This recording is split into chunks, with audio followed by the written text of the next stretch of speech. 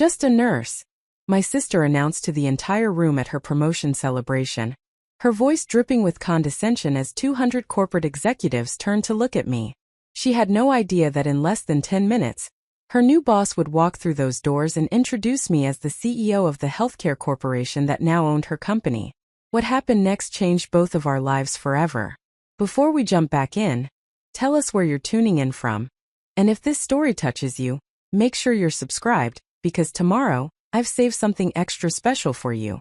The ballroom of the Meridian Grand Hotel in downtown Seattle sparkled with crystal chandeliers and the ambitious energy of corporate success. I stood near the entrance holding a simple gift bag containing scrubs I had embroidered with my sister's initials, watching as Madison Carter worked the room with the polished confidence of someone who had finally achieved everything she believed she deserved. At 34 years old, my sister had just been promoted to Senior Vice President of Operations at Northstar Medical Solutions, and she was making absolutely certain that everyone in attendance understood the magnitude of her accomplishment. My name is Emma Carter, and at 37 years old, I had grown accustomed to being introduced as Madison's older sister who worked in nursing. The description was technically accurate but profoundly incomplete in ways that nobody in this glittering ballroom could possibly understand. I had driven 3 hours from my home in Portland specifically to attend this celebration, taking a rare evening away from responsibilities that Madison knew nothing about, because despite everything, she was still my sister and I had hoped this might be an occasion where our relationship could find some common ground. The contrast between us had never been more visually apparent than it was tonight. Madison wore a designer cocktail dress in emerald silk that probably cost more than most people's monthly rent, her honey blonde hair styled in elaborate waves that had clearly required professional attention. She was surrounded by a constellation of colleagues and admirers who hung on her every word, as she described her new responsibilities overseeing operational efficiency across Northstar's Western regional facilities. Her laugh rang out frequently, bright and self-assured, as she accepted congratulations and clinked champagne flutes with people whose titles included words like executive, director, and chief.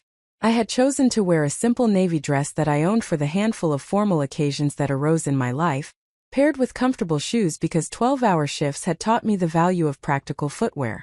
My dark hair was pulled back in the same neat bun I wore to work, and I carried no designer handbag or expensive jewelry to signal status or wealth. To anyone glancing my way, I appeared to be exactly what Madison had always described me as, a working nurse without the sophistication or ambition to pursue anything more impressive. The evening's program had been carefully orchestrated to celebrate Madison's ascension within Northstar Medical Solutions. The company had recently been acquired by a larger healthcare corporation in a deal that had been finalized just 3 weeks earlier, and tonight's event served dual purposes as both a promotion celebration and an introduction to the new corporate structure. Madison had explained this to me during our brief phone conversation when she insisted I attend, though her tone had carried the implication that I probably would not understand the complexities of corporate mergers and acquisitions. I had positioned myself near the bar area where I could observe without being pulled into conversations that would inevitably require me to explain what I did for a living. The question always arose at events like this, and the answer always generated the same response: a flicker of polite interest followed by a subtle repositioning of body language that communicated I was not worth sustained attention. People at corporate networking events wanted to connect with individuals who might advance their careers or open doors to opportunities, and nurses rarely fit that category in their mental calculus. Madison caught sight of me from across the room and began making her way through the crowd with her core group of colleagues in tow. I recognized several faces from her social media posts: Julia Richardson, who worked in strategic planning; Marcus Webb, a financial analyst who had started at Northstar around the same time as Madison; and Veronica Chun, whose exact role I had never quite understood, but who seemed to specialize in making other people feel less important than herself. They moved as a unit, champagne glasses in hand, radiating the collective confidence of people who believed they had positioned themselves perfectly within a corporate hierarchy that rewarded their particular talents. "Emma, you actually made it," Madison said as she reached me, her tone suggesting surprise that I had managed to navigate my way to downtown Seattle despite presumably overwhelming challenges. "Everyone. This is my older sister Emma. She works as a nurse up in Portland." The way she emphasized the word older carried subtle implications about life trajectories, and which sister had made better choices, while her description of my work was delivered with the kind of sympathetic smile usually reserved for discussing someone's unfortunate circumstances. Julia Richardson extended her hand with professional courtesy, her expression already beginning to glaze with disinterest. "How nice that you could come support Madison on her big night. Nursing must be such rewarding work."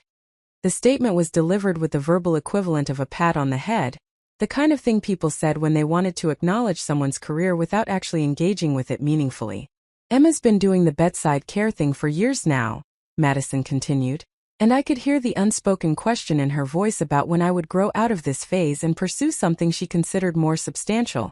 "She's always been more comfortable with the hands-on helping role, rather than leadership or strategic thinking. Different people are suited for different things, right?" She laughed lightly and her colleagues joined in with sounds of agreement that suggested they understood exactly what type of person I represented in Madison's narrative.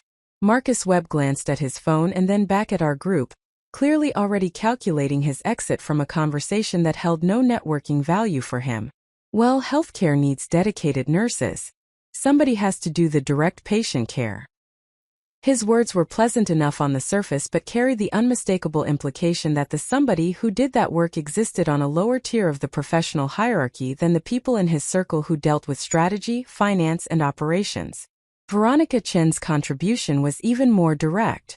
"I honestly don't know how you do it, dealing with sick people all day, taking orders from doctors, working those terrible hours. It must be exhausting having so little control over your own schedule or career trajectory." She delivered this assessment with what she probably believed was empathy, but which actually communicated pity for someone who had settled for such limited professional horizons. I had heard variations of these comments throughout my entire adult life, not just from Madison's colleagues but from extended family members, old school friends, and countless strangers at social gatherings who made instant assessments about my worth based on my job title. The sting of being patronized had dulled somewhat over the years, though it never disappeared entirely. Tonight, however, something about being surrounded by 200 people who shared Madison's worldview made the dismissal feel particularly sharp. "The gift bag is for you," I said quietly to Madison, handing over the scrubs I had spent 3 evenings embroidering with her initials and a small medical caduceus symbol. I had thought the personal touch might mean something to her. A reminder that we both worked in healthcare, even if our roles and circumstances differed dramatically. "I thought you might appreciate having something personalized." Madison opened the bag and pulled out the scrubs with an expression that shifted rapidly from confusion to barely concealed disappointment to what looked almost like embarrassment. "Oh, Emma, these are scrubs." She held them up briefly for her colleagues to see, and I watched several of them struggle to control their reactions. "That's very thoughtful, but I don't actually wear scrubs anymore. I'm in administration now. Executive leadership. I haven't done clinical work in years." She carefully placed them back in the bag as if handling something contaminated, and Julia Richardson actually put her hand over her mouth to suppress a laugh. "I just thought since you started in nursing you might." I began, but Madison cut me off with a gesture that made clear she wanted to move past this moment as quickly as possible. "I started in nursing because it was a pathway to where I am now," Madison said, her voice taking on the patient tone of someone explaining something to a person of limited understanding. "Not everyone has the vision to see nursing as a stepping stone, rather than a destination. You were always content to just stay at the bedside, to keep doing the same thing year after year without any ambition to climb higher. There's nothing wrong with that, Emma. Healthcare needs worker bees just as much as it needs leaders. We can't all be executives." The words hit me like a physical blow, not because they were surprising, but because Madison had chosen to deliver them in front of an audience who would remember this moment and associate me forever with her characterization. I felt my face grow warm as several people in the surrounding area turned to look at us, their expressions mixing curiosity with secondhand embarrassment. The beautiful ballroom with its elegant decorations and successful professionals suddenly felt suffocating as I realized I had driven 3 hours to be publicly humiliated by someone I had once looked up to as my brilliant younger sister. Marcus Webb attempted to smooth over the awkward moment with corporate diplomacy. "Every role in healthcare serves an important function. The delivery of patient care requires dedicated clinical staff while organizational leadership requires strategic vision and business acumen. Different skill sets, different career paths, both necessary. His words were meant to be conciliatory but actually reinforced exactly the hierarchy Madison had just articulated, that what I did was necessary but fundamentally less valuable than what people like them did. Preparing and narrating this story took us a lot of time, so if you are enjoying it, subscribe to our channel, it means a lot to us. Now back to the story. Exactly, Madison agreed, seeming relieved to have the conversation reframed in more politically correct language. Emma's work is important, it's just different from what we do. She's always been more of a doer than a thinker, more comfortable following established protocols than creating new strategies. She found her level, and there's absolutely nothing wrong with that. She patted my arm in a gesture that probably appeared supportive from a distance, but which I experienced as profoundly condescending. Veronica Chen's phone buzzed and she glanced at the screen before making an announcement to the group. The new corporate leadership team is arriving. We should position ourselves near the stage area so we're visible when they make their entrance. Madison, you especially need to make a strong first impression on the executive team from the parent company. The group began to shift their attention away from me, and toward the ballroom entrance where several luxury vehicles could be seen pulling up outside the floor-to-ceiling windows. I should go, I said quietly to Madison, no longer certain why I had come or what I had hoped might happen tonight. Congratulations on your promotion. I'm sure you'll do well in your new role. I meant the words sincerely despite everything, because somewhere beneath the competitive dynamic and the years of dismissive treatment, I remembered a younger sister I had once protected on playgrounds and helped with homework. Thanks for coming, Emma, Madison replied, already half-turned toward where her colleagues were gathering. I know it's not really your world, all this corporate stuff, but it was nice of you to make the effort. Maybe next time we can just meet for coffee or something more your speed. She gave me a quick hug that felt obligatory rather than warm, and then she was moving away toward the stage area with her group, their excited chatter about meeting the new executive leadership team fading as they crossed the ballroom. I stood alone near the bar, debating whether to simply leave immediately or stay long enough to avoid making my departure obvious. The bartender caught my eye and offered a sympathetic smile that suggested he had witnessed the entire exchange and understood exactly how I felt. Before I could decide what to do, a shift in the room's energy drew everyone's attention toward the main entrance. The arriving corporate leadership team entered the ballroom with the kind of presence that commands immediate attention without requiring announcement. 6 individuals in impeccably tailored business attire moved through the space with the calm confidence of people accustomed to being the most important figures in any room they entered. Hotel staff rushed to adjust lighting and sound systems while Northstar's current leadership team, including the CEO who had invited them, moved forward to greet them with handshakes and welcoming remarks. Madison and her colleagues had positioned themselves in a prime location near the stage where they would be visible to the arriving executives. I could see my sister adjusting her dress and checking her hair in a compact mirror, preparing to make the strong first impression that Veronica had mentioned. This was Madison's moment to shine in front of the corporate leadership who now controlled her career trajectory, and she was clearly determined to be noticed and remembered favorably. The CEO of Northstar Medical Solutions, a silver-haired man named Richard Donovan whom I recognized from the company website Madison had shown me months ago, stepped to the microphone to begin formal introductions. Ladies and gentlemen, thank you for joining us this evening as we celebrate not only Madison Carter's well-deserved promotion, but also the exciting new chapter in Northstar's history as part of the Cascade Healthcare Corporation family. Tonight, I have the privilege of introducing the executive leadership team, who will be guiding our combined organizations into a future of expanded patient care and operational excellence. I should have left before this portion of the evening began, but something kept me rooted in place near the bar. Perhaps it was simple curiosity about the corporate structure that now governed Madison's professional life, or perhaps it was the way one particular member of the arriving leadership team had glanced in my direction with what looked almost like recognition, though I could not imagine how we might know each other. Richard Donovan continued his introduction, building toward what was clearly meant to be the evening's highlight. Leading Cascade Healthcare Corporation's expansion into the Pacific Northwest region is someone whose vision for integrated healthcare delivery has transformed patient outcomes and operational efficiency across 12 states. Someone whose leadership philosophy centers on valuing every role in healthcare from direct patient care to executive strategy. Someone whose own clinical background informs every decision made at the corporate level. He paused for effect, his smile broadening as he prepared to reveal the name. Please join me in welcoming the Chief Executive Officer of Cascade Healthcare Corporation, Dr. Emma Catherine Bridgewater. The name hung in the air for a moment before the full weight of it registered throughout the ballroom. Dr. Emma Catherine Bridgewater, my legal name, the one I used in my professional capacity, the identity I had built over 15 years of work that Madison knew absolutely nothing about because I had never found a way to explain it that would not sound like I was competing with her or trying to diminish her achievements by comparison.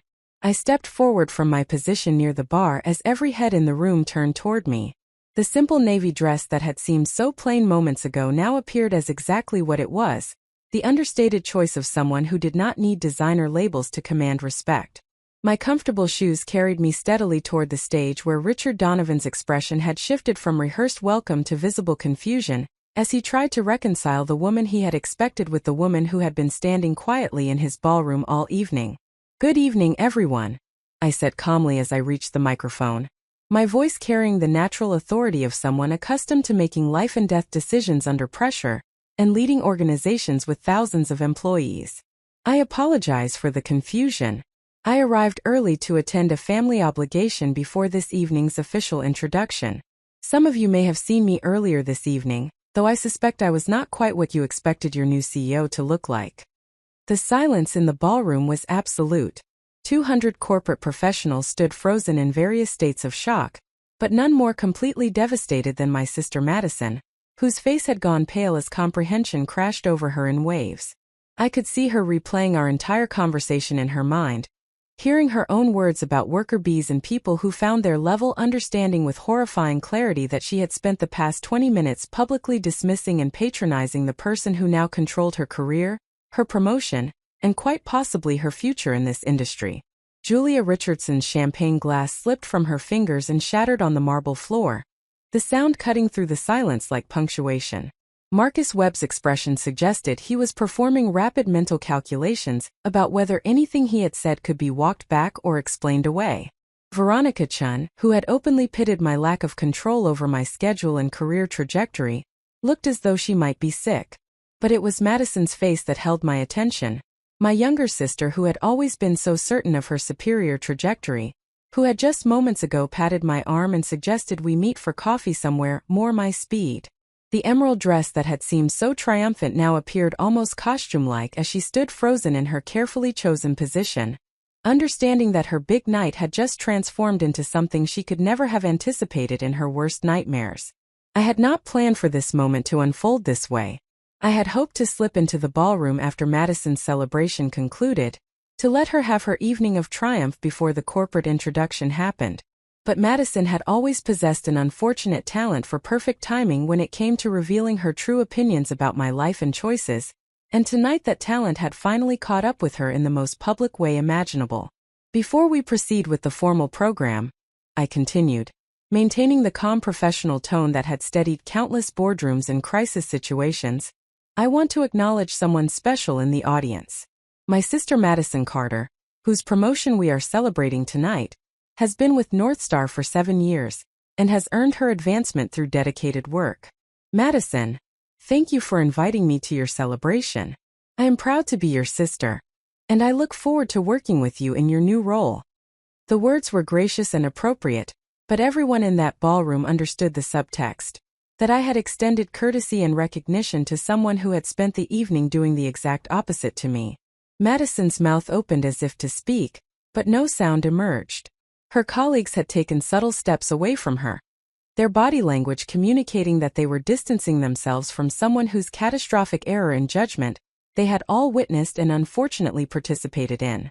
The celebration that had seemed so perfect just moments ago had transformed into a scene that would be discussed in corporate circles for years to come as a cautionary tale about assumptions, arrogance, and the dangers of dismissing people based on superficial assessments. As I stood at that microphone looking out over the stunned faces of 200 professionals who had just learned that the nurse they had dismissed was actually the most powerful person in the room, I felt something shift inside me. This was not the validation I had sought or the recognition I had craved during all those years of being introduced as just a nurse. This was something far more complex, The bittersweet realization that sometimes the people who should know us best are the ones who understand us least, and that proving our worth often comes at the cost of relationships we had hoped to preserve. The years leading up to that devastating moment in the Meridian Grand Hotel ballroom had established a pattern so deeply ingrained in our family dynamic that neither Madison nor I questioned it anymore. We had simply accepted our roles in a narrative that cast her as the golden child destined for greatness, and me as the dependable older sister, whose life choices reflected modest ambitions and limited vision. The truth, as it turned out, was far more complicated than anyone in our family had bothered to discover. Madison and I grew up in Spokane, Washington, as the daughters of Robert and Patricia Carter, both of whom worked in middle management positions at a regional insurance company. Our childhood home was comfortable but not extravagant, located in a neighborhood where professional families raised children who were expected to attend college and pursue stable careers. From our earliest years, Madison and I were positioned as natural comparisons by parents who seemed to believe that sibling rivalry would motivate us both to achieve more than we might accomplish independently. The pattern of favoritism emerged gradually rather than suddenly, beginning with small moments that accumulated into an unmistakable trend over time. Madison had been born with the kind of effortless charisma that drew positive attention from adults and peers alike. She was quick with clever remarks, comfortable in social situations, and instinctively understood how to present herself in ways that impressed people who mattered. Teachers praised her participation in class discussions. Relatives commented on how articulate and confident she seemed compared to other children her age. Even strangers in stores or restaurants would remark on what a bright, engaging child she was. I, by contrast, had been a quieter presence throughout my childhood and adolescence. I preferred reading to socializing, found one-on-one conversations more comfortable than group dynamics, and expressed myself more effectively through writing than speaking. My teachers appreciated my work ethic and the thoughtfulness of my written assignments, but I rarely commanded attention in classroom discussions or school assemblies. At family gatherings, I was more likely to be found helping my grandmother in the kitchen or playing with younger cousins than performing for adult audiences the way Madison naturally did. Our parents interpreted these differences through a lens that consistently favored Madison's qualities over mine. They viewed her social confidence as evidence of future leadership potential, while viewing my introversion as something I needed to overcome, rather than a legitimate personality trait. They celebrated her ability to network and make strategic connections while treating my preference for deep, authentic relationships as a limitation that would hold me back professionally. The message delivered through thousands of small interactions was clear. Madison was destined for impressive achievements, while I would likely settle for something more ordinary. This dynamic intensified when we both entered the healthcare field, though we arrived there through completely different paths and motivations. Madison chose nursing school at Washington State University because she had identified healthcare administration as a lucrative career track with strong growth potential. She had researched salary trajectories, read articles about healthcare industry trends, and determined that starting with a nursing degree would provide credibility when she eventually moved into management roles. Her decision was strategic and calculated, focused on positioning herself for future advancement rather than driven by any particular passion for patient care. I chose nursing for entirely different reasons that I struggled to articulate to family members who kept asking what I really planned to do with my degree. I had volunteered at a children's hospital during high school and experienced something profound while sitting with young patients who were frightened or in pain. The ability to provide comfort during someone's most vulnerable moments felt like the most important work I could imagine doing. I enrolled at Oregon Health and Science University in Portland, not as a stepping stone to something else, but because I genuinely wanted to master the clinical skills that would allow me to make a meaningful difference in individual lives. Our parents' response to these choices reinforced their existing narratives about each daughter. They praised Madison for thinking strategically about her career trajectory and having the sophistication to view nursing as a pathway rather than a destination. They expressed concern that I was being too idealistic about healthcare work and questioned whether I had really thought through the long-term implications of bedside nursing as a career. The implication was that Madison's approach reflected intelligence and ambition, while mine reflected either naivete or limited professional horizons. After graduating, Madison moved to Seattle and secured a position at Swedish Medical Center, one of the region's most prestigious hospital systems. She worked on a medical surgical unit for exactly 18 months before transitioning into a quality improvement role that moved her away from direct patient care. She spoke often about how relieved she was to leave bedside nursing behind, describing it as exhausting, thankless work that was necessary but ultimately beneath her capabilities. Within 3 years of graduation, she had moved entirely into administrative roles, collecting certifications in healthcare management, and building a network of colleagues who shared her focus on operational efficiency and financial performance. I, meanwhile, remained in Portland and took a position in the pediatric intensive care unit at OHSU Hospital. The work was indeed exhausting and emotionally demanding in ways that Madison had accurately described, but it was also the most meaningful experience of my life.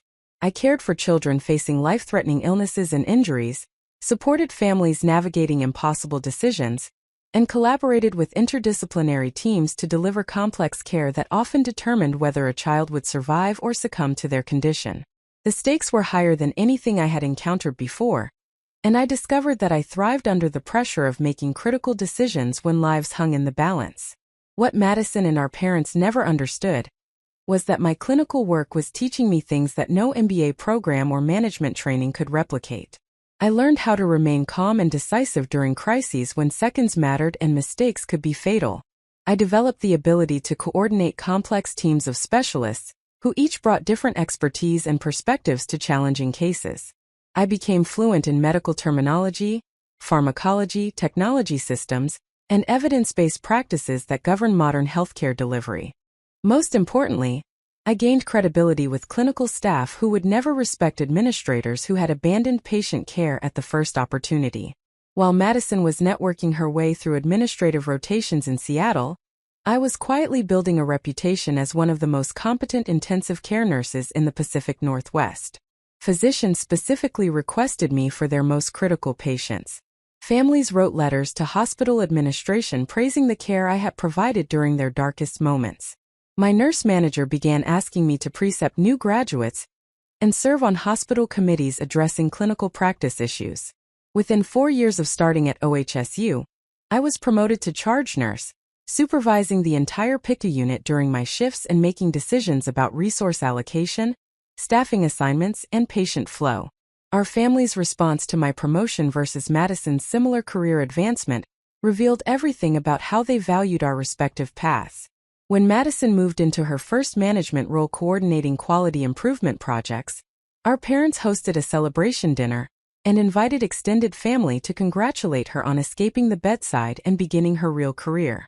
When I became charge nurse of a major hospital's pediatric intensive care unit, responsible for life and death decisions affecting the region's most critically ill children, my mother called to ask whether I was sure I wanted to take on so much stress when I could probably find an easier nursing job in a clinic or doctor's office.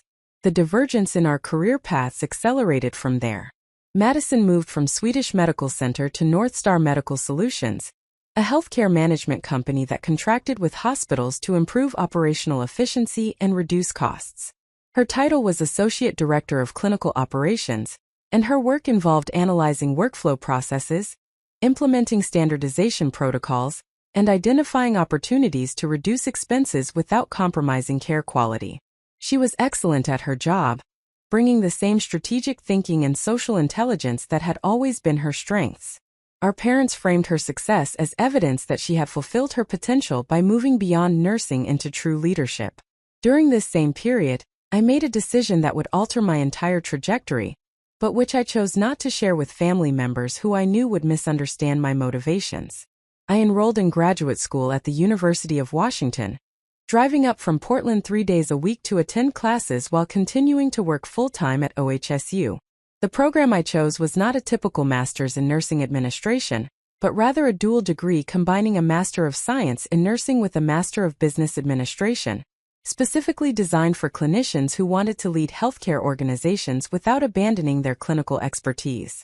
The program was brutally demanding, requiring me to master financial management, organizational behavior, strategic planning, healthcare policy, and advanced clinical leadership simultaneously. I spent 2 years functioning on minimal sleep, studying during night shifts, writing papers in hospital break rooms, and preparing case analyses while other nurses ate lunch.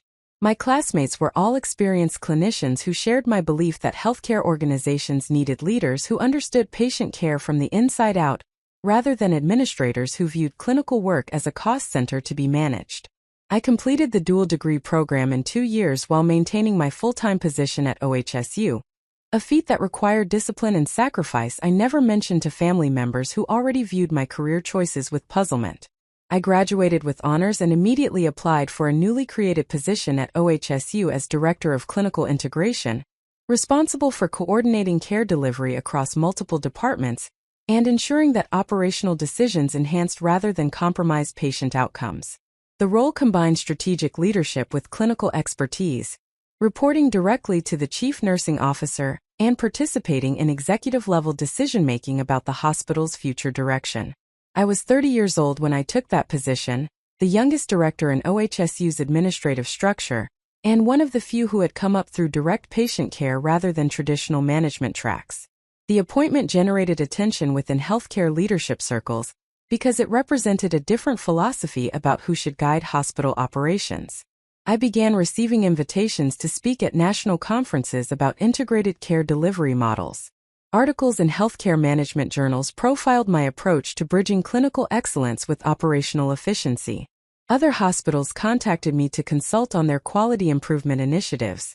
Madison knew none of this because I never found a way to tell her that would not sound like competition or one-upmanship. When we spoke on the phone every few weeks, she would update me on her latest projects at Northstar and describe the high-level meetings she attended with impressive executives whose names I should apparently recognize. I would tell her I was still working at OHSU and doing fine, offering no details that might shift the conversation toward my own career progression.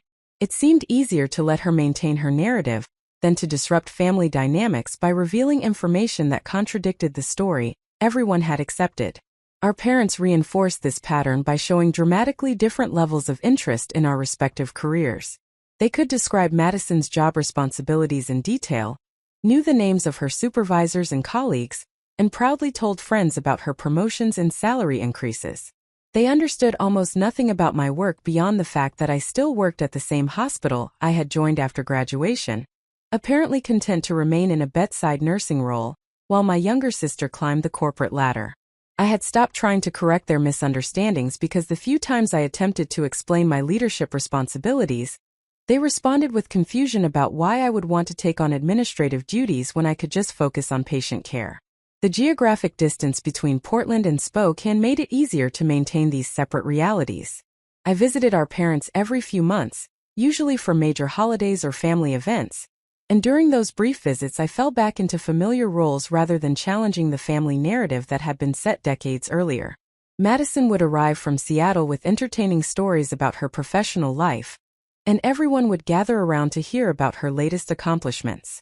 I would help our mother prepare meals, play with our cousins' children, and offer generic updates about my life that confirmed everyone's existing assumptions. By the time I turned 33, my professional accomplishments had begun attracting attention far beyond OHSU. A national healthcare consulting firm recruited me to lead their clinical transformation practice, working with hospital systems across the western United States to redesign care delivery models. The position tripled my salary and positioned me as a thought leader in an industry desperate for executives who combine clinical credibility with strategic vision.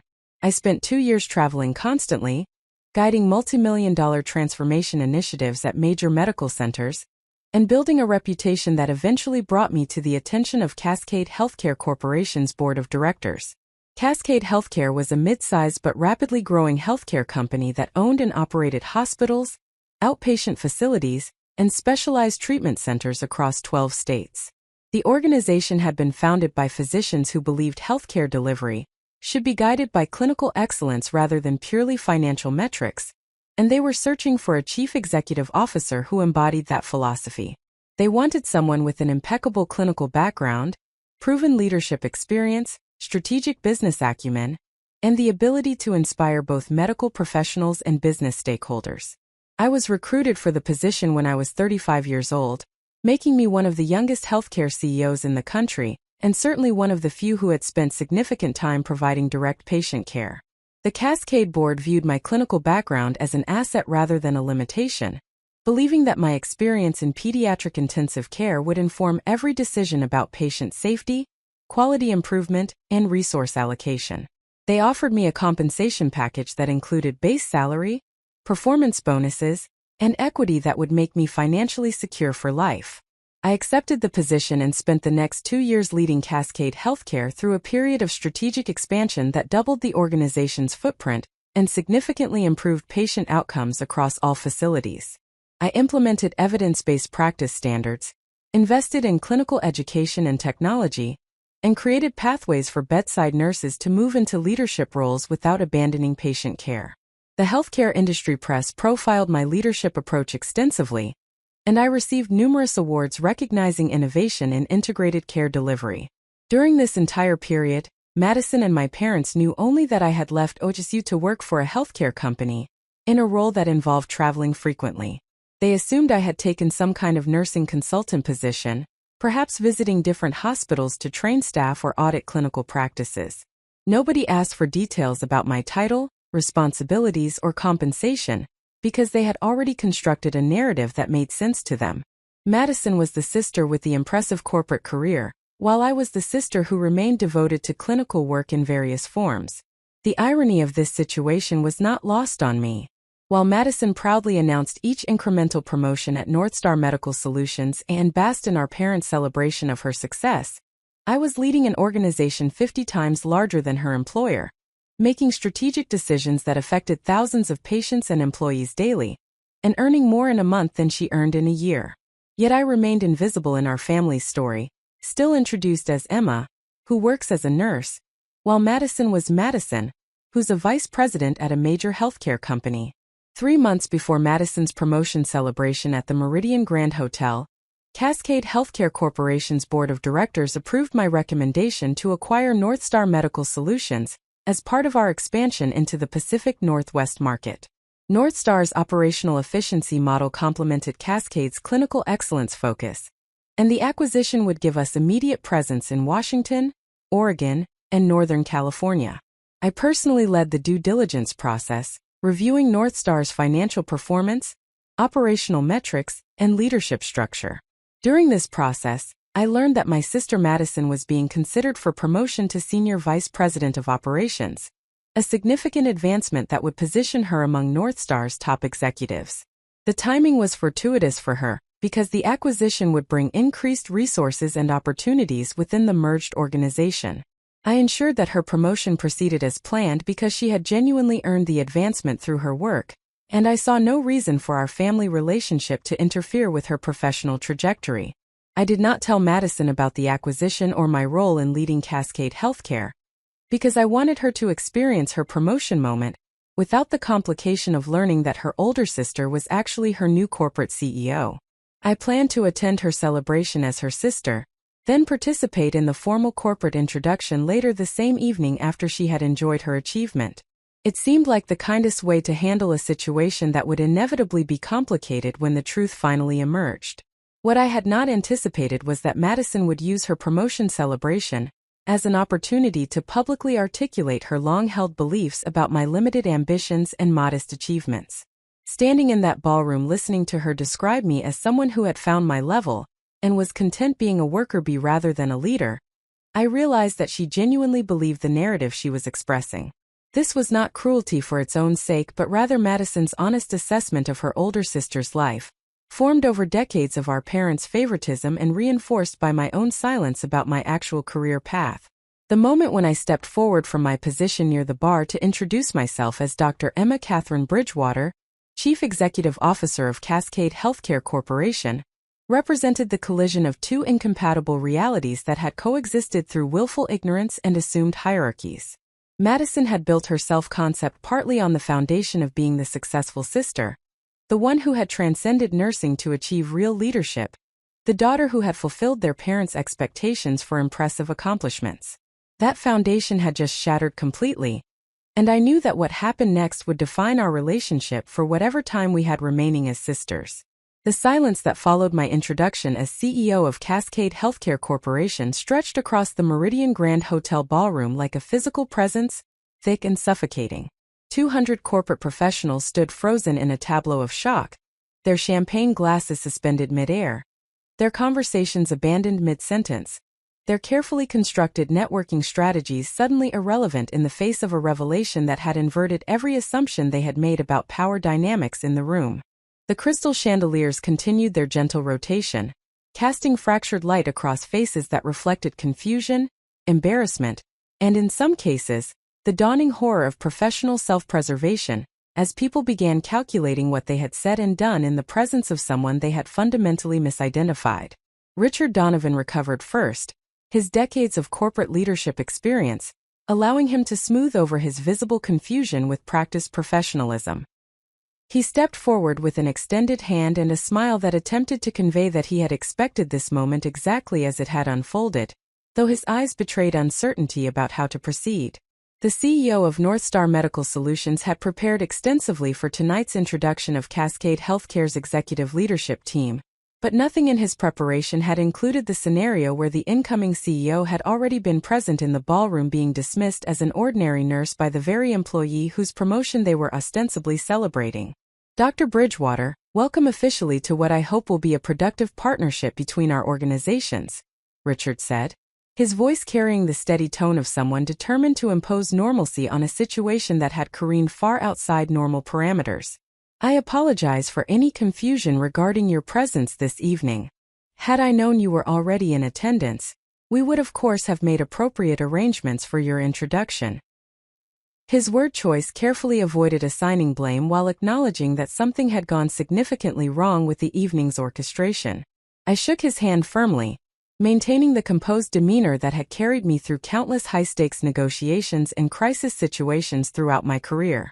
Richard Donovan was not responsible for what had transpired between Madison and me during the pre-ceremony reception, and there was no benefit to anyone in allowing personal family dynamics to contaminate what needed to be a professional corporate integration. The acquisition of Northstar Medical Solutions represented months of due diligence, contract negotiation, and strategic planning that would affect thousands of employees and tens of thousands of patients across 3 states. My relationship with my sister, while personally devastating at this moment, could not be allowed to derail objectives that transcended family drama. No apology necessary, Richard, I replied, projecting calm authority that helped stabilize the room's energy. I arrived early to attend a family obligation and planned to observe this evening's celebration before our formal introduction. Sometimes plans unfold differently than anticipated, but we adapt and move forward. That flexibility will serve us well as we integrate our organizations over the coming months. My words were deliberately chosen to signal that I was not dwelling on what had just occurred, and that I expected everyone present to follow my lead in transitioning to the business at hand. The other members of Cascade Healthcare's executive team had positioned themselves near the stage during my introduction, and they now moved forward to join Richard and me in what needed to become a more conventional corporate welcome. Dr. James Morrison, our Chief Medical Officer, was a respected cardiovascular surgeon whose clinical reputation lent credibility to our physician-led organizational model.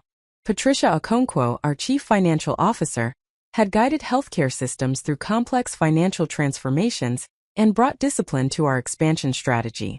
Michael Torres, our Chief Operating Officer, had spent 30 years optimizing hospital operations while maintaining focus on patient outcomes rather than purely cost reduction. Each of these executives had been carefully selected, not just for their technical expertise, but for their commitment to a leadership philosophy that valued clinical excellence as the foundation of sustainable business performance. They understood that I had come to this role through an unconventional path that combined direct patient care with strategic leadership, and they had embraced that background as an asset that differentiated Cascade Healthcare from competitors, led by executives who had never delivered actual healthcare to actual patients. Now they watched with professional interest as I navigated a situation that had personal dimensions none of them had anticipated when they arrived in Seattle this evening. Madison remained frozen in her carefully chosen position near the stage, her emerald dress now seeming almost garish under the focused attention of everyone in the ballroom. Her colleagues had taken subtle but unmistakable steps away from her, creating physical distance that communicated their desire to disassociate from someone whose catastrophic error in judgment they had all witnessed and unfortunately reinforced through their own comments and laughter. Julia Richardson stared at her shattered champagne glass on the marble floor, as if it represented something more significant than spilled alcohol and broken crystal. Marcus Webb had removed his phone from his pocket and appeared to be composing what was likely a carefully worded text message to someone who needed to hear about this development immediately. Veronica Chun had gone pale, her earlier pity for my lack of control over my schedule and career trajectory apparently replaced by recognition that she had openly insulted the person who now controlled whether North Star Medical Solutions thrived or struggled under new ownership. The broader audience in the ballroom had begun to recover from their initial shock, and were now engaging in the rapid social recalibration that occurs when hierarchies are suddenly revealed to be opposite of what everyone assumed. People who had dismissed me during the reception now regarded me with expressions that mixed embarrassment with strategic interest in whether they could somehow recover from their earlier rudeness. Colleagues who had congratulated Madison and laughed at her comments about my limited ambitions now avoided eye contact with her, already beginning to construct personal narratives that would distance themselves from what had occurred. The social dynamics of corporate networking are ruthlessly practical, and everyone present understood that their professional interests aligned with the CEO, who controlled resources and opportunities, rather than with the mid-level executive, who had just humiliated herself publicly. Richard Donovan gestured toward the stage where microphones and presentation equipment had been arranged for the formal portion of the evening's program. Perhaps we should proceed with the planned presentations and allow everyone to hear more about the exciting direction of our combined organizations, he suggested, offering an exit from the awkward liminal space we currently occupied. Dr. Bridgewater, we have prepared a comprehensive overview of North Star's operations and capabilities that we believe will complement Cascade Healthcare's strategic objectives in the region. I nodded agreement, recognizing that the most gracious path forward involved allowing the evening to proceed with its planned programming, rather than dwelling on the personal drama that had complicated the beginning. The 200 professionals assembled in this ballroom had traveled to attend a corporate event, and they deserved to receive the information they had come to hear about the merger and what it would mean for their careers and the patients their organizations served. My ability to separate personal feelings from professional responsibilities had been tested and proven in far more challenging circumstances than an awkward family encounter at a corporate reception. As we moved toward the stage, I made brief eye contact with Madison for the first time since my identity had been revealed. My sister's face reflected a complex mixture of emotions that I recognized from our childhood, whenever she had been caught in some transgression that she had believed would remain hidden. There was shock at being exposed, anger at the disruption of her expected triumph, embarrassment at the public nature of her humiliation, and underneath it all, a dawning fear about what this revelation meant for her career and our relationship. I had seen Madison talk her way out of countless difficult situations throughout our lives, using her considerable charisma and social intelligence to reframe narratives in ways that protected her position and reputation. This situation, however, offered no escape route that her usual strategies could navigate. I did not offer her reassurance or condemnation in that brief moment of eye contact. There would be time later for private conversation about what had occurred, and what it revealed about our relationship and our family's long-standing dynamics. In this moment, we needed to function as CEO and Senior Vice President, within a corporate context that had requirements and expectations that superseded personal history. Madison was intelligent enough to understand this even in her current state of shock, and I saw her square her shoulders slightly and attempt to compose her expression into something more professionally appropriate. The presentation equipment had been set up to display detailed information about North Star Medical Solutions' operational performance, market position, and strategic opportunities within the newly merged organizational structure. Richard Donovan's team had prepared materials that would demonstrate North Star's value proposition to Cascade Healthcare's leadership, while also reassuring North Star employees that the acquisition represented expansion, rather than elimination of their roles and responsibilities. The slides were professionally designed with graphs, charts, and bullet points that communicated competence and thorough preparation. As we reached the stage and Richard began organizing the presentation sequence, Patricia Okonkwo moved closer to me and spoke quietly enough that only I could hear her words. "That was your sister who was speaking earlier?" she asked, her tone carefully neutral but her eyes reflecting concern about complications she had not anticipated when she agreed to accompany me to Seattle for this corporate introduction. Patricia and I had worked together for 18 months since she joined Cascade Healthcare's executive team, And she knew me well enough to recognize that the tension in the ballroom stemmed from more than typical corporate merger awkwardness. Yes, that was Madison, I confirmed quietly, appreciating Patricia's discretion in not making this conversation more public than necessary. We have not had occasion to discuss my actual career trajectory during our family interactions over the years. She was operating under assumptions that I allowed to persist rather than correcting. The situation is unfortunate but not something that will interfere with our operational objectives. I spoke with the same professional composure I had maintained throughout the evening, but Patricia had worked with enough executives to recognize the personal cost of maintaining that composure under circumstances that would have devastated most people. Family dynamics can be more complex than any corporate negotiation, Patricia observed with the wisdom of someone who had navigated her own share of complicated relationships throughout her career. I trust you will handle this situation with the same thoughtfulness you bring to all difficult decisions. In the meantime, we have a ballroom full of nervous employees who need to hear from their new CEO that their professional lives will continue with stability and opportunity rather than chaos and uncertainty. Her redirection toward the business objectives at hand was exactly what I needed.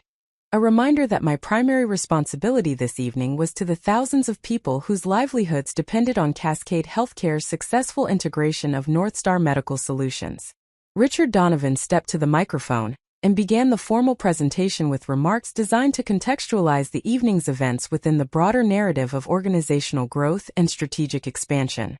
He spoke about Northstar's 15-year history of providing operational excellence to healthcare facilities across the western United States, highlighting financial performance metrics and client satisfaction scores that demonstrated the company's competitive position in a crowded marketplace.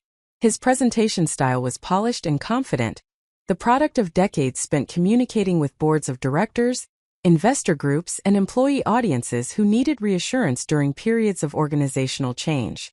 The audience gradually settled into the more familiar rhythms of corporate presentation, grateful for the return to predictable formats and expected content after the shocking disruption that had opened the evening.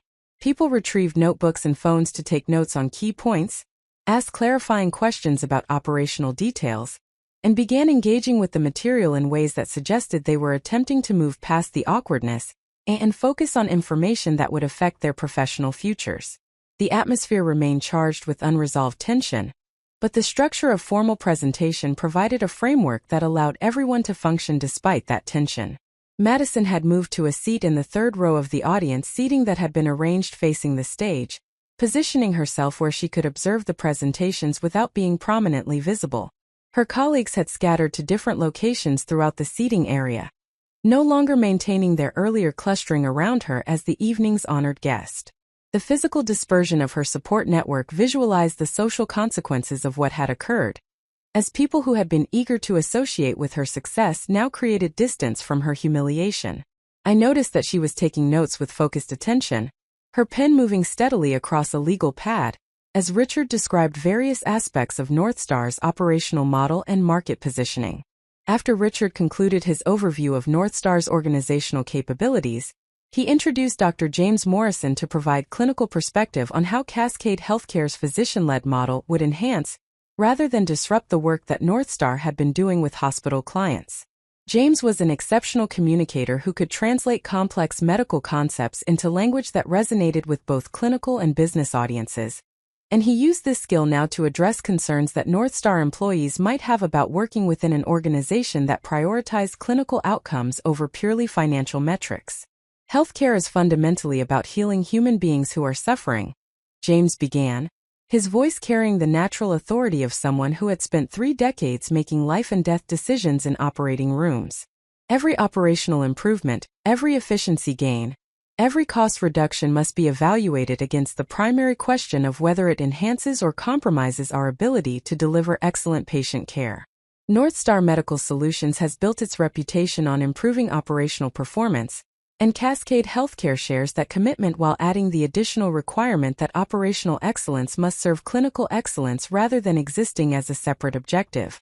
The audience responded positively to James's framing, which validated Northstar's existing work while articulating how the merger would expand, rather than constrain their mission.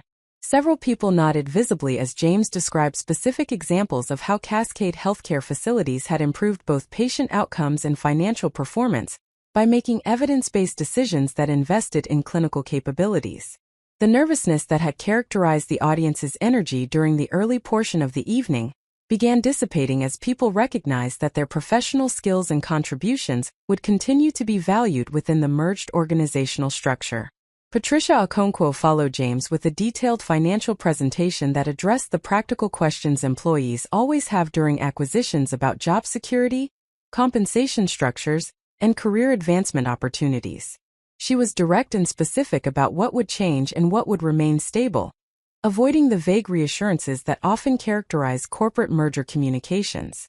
Patricia's credibility came partly from her reputation in the healthcare industry, but equally from her willingness to provide concrete information that allowed people to make informed decisions about their futures, rather than leaving them to worry about unknowns.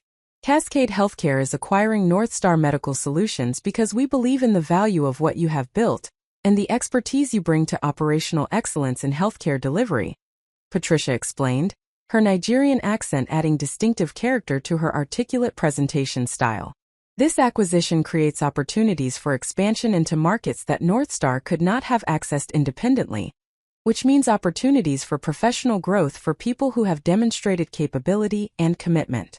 We are not here to dismantle what works but rather to amplify it through additional resources and broader market access. As each member of Cascade Healthcare's executive team presented their perspective on the merger and its implications, I observed the audience's gradual shift from defensive anxiety to cautious optimism. People began asking questions that suggested they were thinking strategically about how to position themselves within the merged organization, rather than simply worrying about whether their jobs would survive the transition.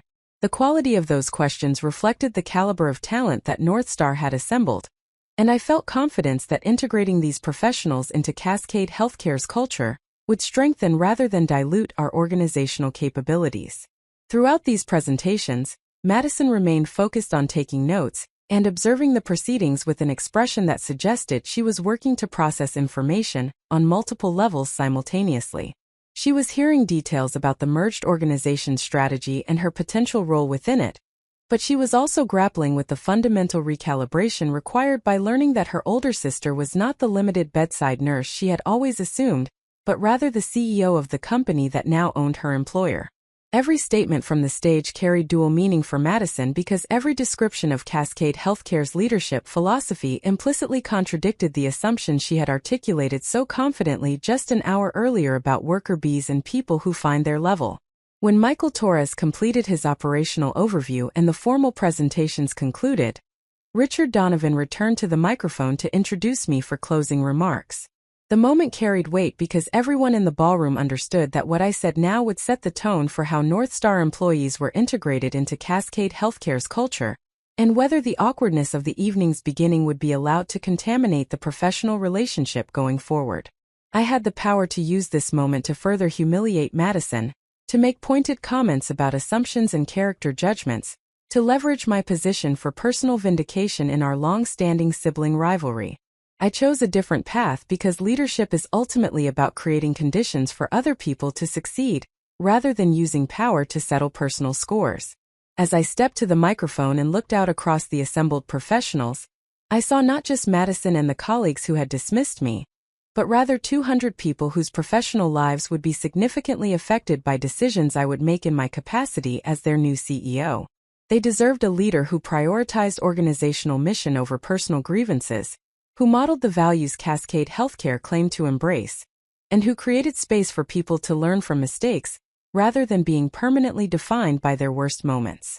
I stood at the microphone looking out across 200 faces that reflected varying degrees of anticipation, anxiety, and in some cases barely concealed curiosity about whether I would use this moment to address the personal drama that had opened the evening. The ballroom had grown quiet again, but this silence felt different from the shocked stillness that had followed my initial introduction. This was the focused attention of professionals waiting to hear from a leader who would shape their futures, people who needed to understand not just the strategic direction of their newly merged organization, but also the character and values of the person who would be making decisions that affected their careers and livelihoods. I took a moment to center myself before speaking, drawing on techniques I had developed during my years in pediatric intensive care, when I needed to deliver devastating news to families or make rapid decisions under extreme pressure. The ability to separate personal emotion from professional responsibility had been essential in those clinical environments where lives literally depended on my capacity to think clearly despite feeling deeply. Tonight required the same discipline, the same commitment to prioritizing what mattered most even when personal feelings urged different responses. "Good evening," I began, allowing my voice to carry the calm authority that came from years of leading teams through crisis situations. "I want to thank Richard Donovan and the entire Northstar Medical Solutions leadership team for the considerable work they have invested in preparing for this evening and for the integration process we are beginning together. The presentations you have heard tonight reflect the professionalism and strategic thinking that made Northstar an attractive acquisition target for Cascade Healthcare Corporation. You should feel proud of what you have built and confident about the opportunities that exist within our merged organization." The opening remarks were deliberately positive and forward-focused, establishing a tone that acknowledged Northstar's accomplishments while framing the acquisition as expansion rather than conquest. I watched tension ease slightly in faces throughout the audience as people recognized that I was not going to use my position to diminish the work they had done, or to suggest that Cascade Healthcare was rescuing them from inadequacy. Respecting the contributions of people whose organization you have acquired is fundamental to successful integration, and I needed these professionals to understand that principle would govern how we moved forward together. Many of you are probably wondering about my background and what qualifies me to lead a healthcare organization of the size and complexity that Cascade Healthcare has become. I continued, transitioning into territory that would address unspoken questions, while providing context that would help people understand the leadership philosophy that would shape their experience. I want to share some of that history because it relates directly to how I think about healthcare delivery, and what I believe makes organizations successful in serving patients while also creating sustainable business models. I noticed Madison shift slightly in her third-row seat, her attention completely focused on what I was about to say. This would be the first time she heard the actual narrative of my career, rather than the assumptions she had constructed based on limited information and family dynamics that had never encouraged deeper inquiry into my professional life. Part of me felt sadness that it required this public forum for my sister to learn basic facts about my journey, but another part recognized that perhaps this was the only context that could penetrate the assumptions that had calcified over decades of our parents' favoritism and Madison's certainty about our relative positions in life's hierarchy. I started my healthcare career the same way many nurses do, working night shifts on a medical surgical unit, while I learned the fundamental skills of patient care and clinical decision-making. I explained, providing entry point that would resonate with the many nurses and clinical professionals in the audience. I discovered quickly that I loved the intensity and importance of acute care environments, which led me to pursue additional training in pediatric intensive care. I spent 6 years working in the PICU at Oregon Health and Science University in Portland, caring for children with life-threatening illnesses and injuries, supporting families during their most terrifying experiences, and collaborating with interdisciplinary teams to deliver complex care that often determined whether a child would survive their crisis. The audience leaned forward with visible interest, perhaps because they had not expected their new CEO to begin her professional narrative with extended clinical experience, rather than jumping immediately to business school credentials and management positions. I saw several nurses in the audience nodding with recognition of the work I was describing, understanding the demands and the profound meaning of pediatric intensive care in ways that people outside clinical practice could never fully grasp. This connection mattered because it established credibility with frontline staff who would ultimately determine whether Cascade Healthcare's integration of Northstar succeeded or failed in practical terms. Those 6 years taught me lessons that no MBA program could replicate. I continued, my voice carrying the conviction of someone who had tested these beliefs in countless real situations. I learned how to make critical decisions under extreme pressure, when every second mattered and mistakes could cost a child their life. I learned how to coordinate teams of specialists who each brought different expertise, and sometimes conflicting perspectives to complex cases. I learned how to communicate clearly during crises, how to prioritize when too many urgent needs competed for limited resources, and how to maintain focus on what truly mattered even when surrounded by chaos and emotional intensity. Patricia Okonkwo, who had heard portions of my clinical background during her recruitment to Cascade Healthcare but never in this level of detail, was watching me with an expression that suggested she was gaining new appreciation for how my early experiences had shaped my leadership approach. Dr. James Morrison, who shared similar clinical origins despite coming from the physician side of healthcare delivery, nodded almost imperceptibly in acknowledgement of truths that only people who had worked in intensive care environments could fully understand. These were not theoretical lessons learned from case studies, but rather visceral knowledge earned through direct experience with the highest stakes imaginable. I was promoted to charge nurse of the PICU when I was 26 years old, which meant I was responsible for supervising the entire unit during my shifts, making decisions about patient flow and resource allocation, and serving as the clinical leader for a team that included nurses with far more experience than I had accumulated, I explained, describing responsibilities that the non-clinical members of the audience might not fully appreciate, but which represented significant leadership challenges. That role taught me that formal authority means nothing without the respect of the people you are leading, and that respect comes from demonstrating competence, making sound decisions under pressure, and showing genuine commitment to the mission that everyone is working to accomplish. Madison's expression had shifted from shock to something more complex. As she listened to descriptions of experiences she had known nothing about despite supposedly understanding her older sister's life and career. I could see her mentally calculating timelines and realizing that while she had been celebrating her move from bedside nursing into quality improvement coordinator roles, I had been leading critical care teams and making decisions that affected whether children lived or died. The comparison must have been uncomfortable for someone who had built her identity partly on the foundation of being the sister who had transcended clinical work to achieve real leadership positions.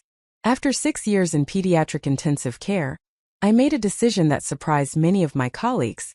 I continued, moving into the portion of my narrative that explained the transition from clinical practice to organizational leadership. I enrolled in a dual degree program at the University of Washington that combined a Master of Science in Nursing with a Master of Business Administration. The program was designed specifically for experienced clinicians who wanted to lead healthcare organizations without abandoning their clinical expertise or losing credibility with frontline staff who deliver actual patient care. Several people in the audience exchanged glances that suggested this information surprised them, perhaps because they had assumed my path to the CEO position had followed more traditional routes through management consulting or healthcare administration programs that attracted people with business backgrounds rather than clinical experience.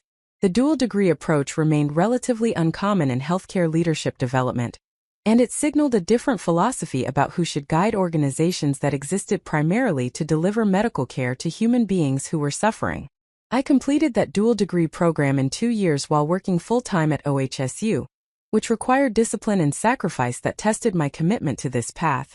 I acknowledged, not dwelling on the personal cost but making clear that my credentials had been earned through genuine effort, rather than simply accumulated through time served in various positions.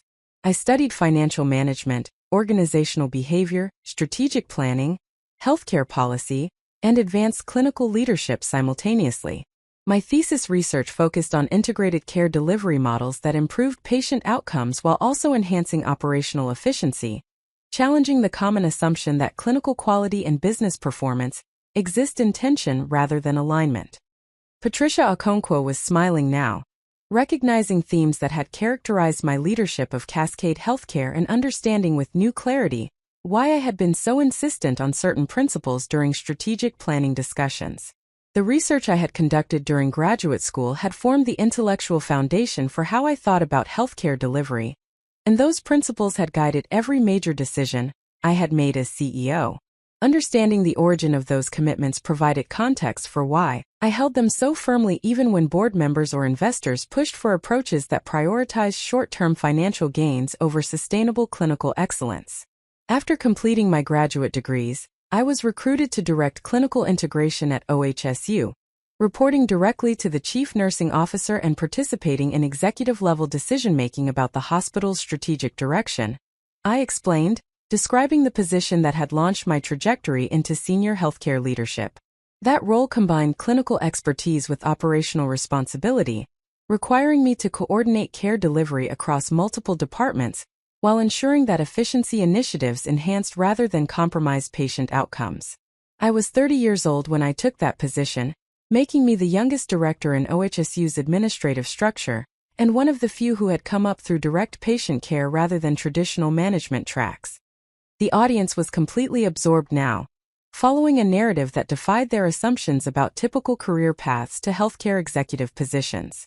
I could see people taking notes, perhaps recognizing that my story offered a different model for how clinical professionals might think about their own career development. The traditional divide between clinical practice and organizational leadership had always troubled me because it forced talented clinicians to choose between continuing direct patient care and gaining influence over the systems and structures that shaped how care was delivered. My path demonstrated that the choice need not be binary if one was willing to invest in developing both clinical excellence and strategic leadership capabilities. My work at OHSU generated attention within healthcare leadership circles because it represented a different approach to bridging clinical quality and operational efficiency. I continued, acknowledging without false modesty that my methods had attracted notice from other organizations facing similar challenges. I began receiving invitations to speak at national conferences about integrated care delivery models. Healthcare management journals published articles profiling my approach. Other hospitals contacted me to consult on their quality improvement initiatives. This visibility led to recruitment by a national healthcare consulting firm that wanted me to lead their clinical transformation practice. Richard Donovan was listening with an expression that suggested he was recalculating his understanding of the person his organization now reported to within the merged corporate structure. He had known the basic outline of my credentials from the acquisition due diligence process, but hearing the full narrative with its emphasis on clinical origins and sustained commitment to patient care probably gave him new perspective on how I would evaluate Northstar's operational improvement work. The consulting firms that specialized in healthcare efficiency often pushed hospitals to reduce nursing staff, limit physician autonomy, and prioritize cost reduction over clinical considerations. I represented a different philosophy that started from clinical excellence and then asked how operations could support rather than constrain that excellence. I spent 2 years with that consulting firm, leading multimillion-dollar transformation initiatives at major medical centers across the western United States. I explained, describing work that had expanded my understanding of how different organizational cultures approach the tension between quality and efficiency. That experience taught me that most healthcare delivery problems stem not from lack of clinical knowledge or inadequate business acumen separately, but rather from failure to integrate those perspectives in ways that serve both patients and organizational sustainability. The best healthcare leaders understand medicine and business equally well, and they refuse to accept false choices between clinical quality and financial performance. Dear James Morrison was nodding vigorously now, clearly resonating with observations that matched his own experience leading clinical departments while also serving on hospital boards and executive committees. The artificial separation between clinical and business leadership had created countless problems in healthcare delivery, producing doctors who resented administrators and administrators who viewed physicians as obstacles to operational efficiency. Organizations that succeeded in bridging this divide typically did so by developing leaders who could speak both languages fluently and who commanded respect from both clinical and business stakeholders. This combination of clinical experience and strategic leadership capability brought me to the attention of Cascade Healthcare Corporation's board of directors 3 years ago, when they were searching for a new chief executive officer. I said, finally arriving at the portion of my narrative that would explain how someone with my background came to lead a multi-state healthcare organization. Cascade had been founded by physicians who believed healthcare delivery should be guided by clinical excellence rather than purely financial metrics, and they wanted a CEO who embodied that philosophy. They were looking for someone with an impeccable clinical background, proven leadership experience, strategic business acumen, and the ability to inspire both medical professionals and business stakeholders. The silence in the ballroom had become absolute as everyone processed the magnitude of what I was describing. Madison's face had gone pale again as she performed mental calculations about timelines and realized that while she had been celebrating her promotions to associate director and then director positions at Northstar, I had been recruited to lead an organization that owned hospitals, outpatient facilities, and specialized treatment centers across 12 states. The salary differential alone must have been staggering to contemplate, But more significant was the realization that I had been making strategic decisions that affected thousands of employees and tens of thousands of patients while she had been managing operational efficiency projects at individual facilities. I was 35 years old when I became CEO of Cascade Healthcare Corporation, making me one of the youngest healthcare CEOs in the country, and certainly one of the few who had spent significant time providing direct patient care. I stated, providing context that helped explain why my appointment had generated attention within the healthcare industry. The Cascade board viewed my clinical background as an asset rather than a limitation, believing that my experience in pediatric intensive care would inform every decision about patient safety, quality improvement, and resource allocation. They offered me a position that would allow me to implement the integrated care delivery philosophy I had been developing throughout my career. Patricia Okonkwo glanced at her watch and then at me, a subtle signal that I should probably begin moving toward conclusion of my remarks given how long I had been speaking. She was right that I needed to be mindful of the audience's attention span and energy level, particularly after an evening that had already included considerable emotional intensity and complex information. But I had one more critical piece of information to share, the detail that would make my current presence in Seattle comprehensible, and that would set appropriate context for how North Star employees should understand the acquisition they were experiencing. Over the past 3 years, I have led Cascade Healthcare through a period of strategic expansion that doubled our organizational footprint and significantly improved patient outcomes across all our facilities, I explained, summarizing accomplishments that have been documented extensively in healthcare industry publications and investor reports. We implemented evidence-based practice standards, invested in clinical education and technology, and created pathways for bedside nurses and frontline physicians to move into leadership roles without abandoning patient care. Our clinical outcomes improved while our financial performance strengthened, demonstrating that the supposed tension between quality and profitability is largely a myth created by organizations that lack clinical leadership at the executive level. The audience responded with spontaneous applause, the first such interruption since the formal presentations had begun. The applause seemed to reflect both appreciation for the philosophy I was articulating and relief that their new corporate parent was led by someone who valued clinical work, rather than viewing it merely as a cost center to be minimized. For nurses and physicians in the audience who had experienced the frustration of working under administrators who had never delivered patient care, the promise of leadership that understood their world from the inside carried profound significance. 3 months ago, Cascade Healthcare's board of directors approved my recommendation to acquire North Star Medical Solutions as part of our expansion into the Pacific Northwest market, I said, finally connecting my narrative to the specific situation that had brought everyone to this ballroom tonight. I personally led the due diligence process, reviewing North Star's financial performance, operational metrics, and leadership structure.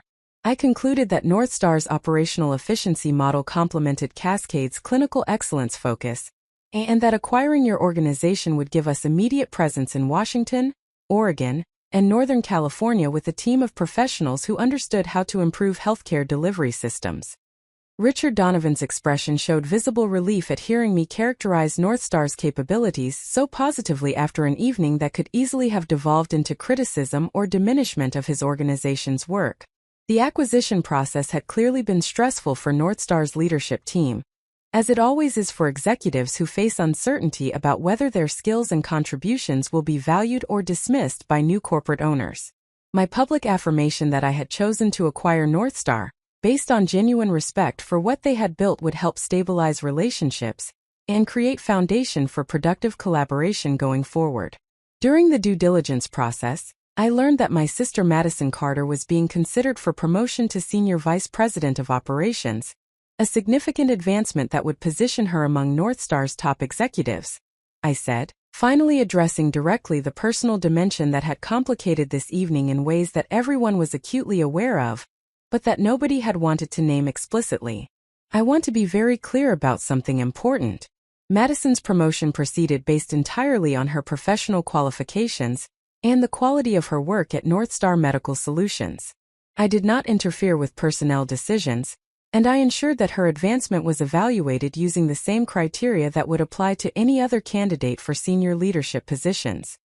Madison was staring at me now with an expression I could not fully interpret, some combination of surprise and confusion, and perhaps the first hint of understanding that I had actively protected her professional interests even while she had been publicly dismissing my life and career. The decision to ensure her promotion proceeded on its merits had not been difficult because Madison genuinely was talented at the operational efficiency work that Northstar specialized in. But it would have been easy for me to allow corporate politics to derail her advancement, or to use my position to create obstacles that would have damaged her career. That I had chosen not to do so said something about my values that perhaps she was only now beginning to comprehend. I share this information because I want everyone in this room to understand that Cascade Healthcare makes personnel decisions based on professional capability and organizational contribution, rather than personal relationships or politics. I explained, using Madison's situation to articulate a broader principle that would govern how the merged organization functioned. Your careers within our combined organization will be determined by the quality of your work, your commitment to our mission, and your ability to collaborate effectively with colleagues toward shared objectives. Those are the only criteria that matter, and they will be applied consistently regardless of any other factors. The applause that followed these remarks was more sustained than before, reflecting appreciation for clarity about expectations and relief that merit would govern advancement, rather than favoritism or arbitrary factors. People in organizations always worry during mergers that the new leadership will bring their own preferred team members and marginalize existing employees regardless of capability. My explicit commitment to merit-based evaluation provided reassurance that Northstar professionals would have genuine opportunity to succeed within Cascade Healthcare if they demonstrated competence and alignment with organizational values. The applause that followed my closing remarks gradually faded into an expectant silence as people in the ballroom began to process the totality of what they had witnessed and heard over the past hour. The formal presentations had concluded, but nobody seemed certain whether the evening was truly over or whether additional revelations might still emerge from a situation that had already defied every expectation that had governed the gathering when it began. Richard Donovan moved to the microphone to deliver conventional closing remarks about reception refreshments and networking opportunities, but his words seemed almost anticlimactic after the intensity of what had preceded them. Madison remained in her third-row seat, motionless except for her hands which gripped the edges of her legal pad with enough force that her knuckles had turned white against her tanned skin. Her carefully styled hair had begun to show signs of disarray where she had apparently run her fingers through it during my presentation, and her emerald dress which had seemed so triumphant earlier now appeared almost costume-like in its obvious expense and deliberate fashionability. The physical manifestation of her psychological state was becoming increasingly visible, as the protection of shock and denial began to erode under the weight of undeniable reality. Julia Richardson and Marcus Webb had positioned themselves near the exit, clearly intending to depart as quickly as professional courtesy would allow and to distance themselves from association with an evening that had transformed from celebration into catastrophe. Veronica Chun remained closer to Madison, but had angled her body in a way that communicated ambivalence about whether to offer support or to follow the others in strategic retreat. The friendship dynamics that had seemed so solid when the group entered the ballroom were now showing stress fractures under pressure that tested whether relationships were based on genuine connection or merely strategic alliance that served mutual interests only when circumstances remained favorable. As people began moving toward the reception area where hotel staff had arranged refreshments and conversation clusters were forming to process what everyone had experienced, I noticed Madison stand abruptly and move not toward the exit or the reception but rather toward the alcove near the entrance where I had stood earlier holding the gift bag containing the embroidered scrub she had dismissed as embarrassingly inappropriate for someone in administration. She positioned herself partially hidden behind a decorative column, her posture suggesting someone who needed physical support to remain upright as the full magnitude of the evening crashed over her in waves that she could no longer hold back through sheer force of will. I excused myself from conversation with Dr. James Morrison and Patricia Okonkwo, who were discussing logistical details of the integration timeline, and I walked slowly toward the alcove where my sister had retreated. Every instinct developed through years of navigating complex family dynamics urged me to allow Madison space to process privately rather than forcing immediate confrontation.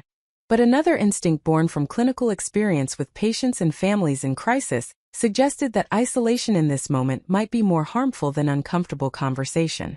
The decision about whether to approach represented a choice about what kind of relationship we would have going forward, whether our connection as sisters could survive this rupture, or whether tonight would mark the permanent severing of bonds that had already frayed considerably over years of misunderstanding and unexamined assumptions. As I approached the alcove, I could see that Madison was crying. Not the delicate tears that might be quickly blotted away and concealed, but rather the kind of weeping that comes from somewhere deep and uncontrollable when shock finally gives way to full emotional reckoning. Her shoulders shook with the force of suppressed sobs, and she had pressed one hand against the wall as if needing physical stability while her internal world reorganized itself around information that contradicted everything she had believed about her life and her place within our family narrative. The sound of her distress was audible despite her obvious attempts to remain quiet, a keening quality that spoke to devastation that went far beyond professional embarrassment. I stopped a few feet away from her, allowing my presence to be known without immediately imposing conversation she might not be ready to have. Madison sensed rather than saw me there and turned slowly, her face blotchy and streaked with mascara that had run despite whatever expensive waterproof formula she had presumably used to prepare for this evening.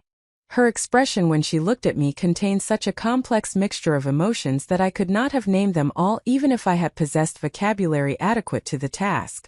There was anger certainly, rage at having been made to look foolish in front of colleagues and corporate leadership, whose opinions mattered to her career trajectory. There was humiliation about the public nature of her miscalculation, and the certainty that this evening would become story that followed her throughout whatever remained of her time in healthcare administration. But underneath those more obvious emotions I could see something that looked almost like grief, as though Madison was mourning not just the loss of her assumed superior position relative to me, but rather the death of an entire understanding of reality that had organized her self-concept and her place in the world. Everything she had believed about who she was and what she had achieved had been constructed on a foundation that included the assumption that she was the successful sister, the one who had transcended nursing to accomplish something impressive, while I remained contentedly limited in my ambitions and capabilities. That foundation had not merely cracked but had been completely demolished, leaving her without coherent narrative about her own identity or worth. "How long?" Madison asked, her voice hoarse from crying and barely above a whisper. "How long have you been CEO of a major healthcare corporation, while letting me believe you were just a bedside nurse who never wanted anything more than to take care of patients?" The question emerged not as accusation but as genuine bewilderment, as though she could not comprehend how such a massive deception could have been maintained over years of regular family contact and sibling relationship that should have included honest communication about major life developments. "I was recruited for the position 3 years ago," I answered quietly, matching her subdued tone and resisting the urge to correct her characterization of what I had allowed her to believe versus what she had assumed without ever asking for clarification. "I accepted the role when I was 35. After spending 2 years with the consulting firm and 5 years in leadership positions at OHSU before that. The trajectory has been gradual rather than sudden, building from clinical expertise through progressive administrative responsibility to executive leadership. There was never a single moment when I made a decision to deceive you, only accumulated instances where I chose not to correct your assumptions, because doing so seemed like it would be received as competition or boasting, rather than simple sharing of information." Madison stared at me as though I was speaking a language she did not quite understand, her mind apparently struggling to reconcile the timeline I had just described with her memories of our interactions during those years. I could see her mentally reviewing phone conversations where I had mentioned still working at OHSU without specifying my role, family gatherings where I had deflected questions about my career by redirecting attention to her more obviously impressive accomplishments, holiday cards where I had kept my updates generic and focused on personal life rather than professional developments. The realization that I had been actively managing information flow rather than simply failing to share was apparently adding additional layers of confusion and hurt to an already overwhelming situation. "But why?" she asked, her voice breaking on the single syllable. "Why would you let me go on thinking that I was the successful one, that I had accomplished so much more than you, that my career was impressive while yours was ordinary? Why would you let Mom and Dad keep treating you like you had settled for something modest when you were actually running a healthcare empire? Why would you come to my promotion party and let me humiliate myself by patronizing you in front of 200 people who now know that I was too stupid or too self-absorbed to understand my own sister's life?" The questions tumbled out in rapid succession, each one revealing another dimension of Madison's anguish, as she confronted not just the facts of my career, but the implications of my choices about how to handle those facts within our family relationships. She was recognizing that I had possessed information that could have changed family dynamics and prevented tonight's humiliation, and that I had chosen to withhold that information for reasons she could not yet comprehend. From her perspective, my silence looked like either cruelty that set her up for public embarrassment or contempt so profound that I had not bothered to consider her worthy of honest communication about my actual life. "I never intended for you to humiliate yourself," I said carefully, knowing that my answer would either begin the process of rebuilding something salvageable from our sisterhood, or would confirm Madison's worst interpretation of my motivations and seal the permanent rupture between us.